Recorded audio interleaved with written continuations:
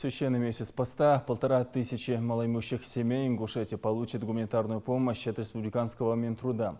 Акция продолжается несколько дней. Помощь уже получили жители Назрани и сельских поселений Гамурзи, Васурхахи и Альтива. Сотрудники Минтруда совместно с волонтерами также охватили более отдаленные населенные пункты.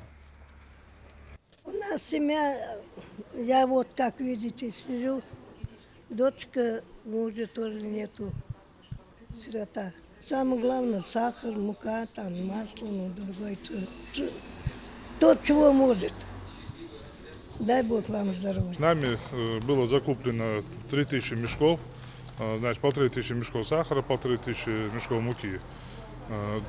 И вот эта помощь оказывается совместно с имамами мечетей, с ними согласовано, потому что они свое население знают лучше.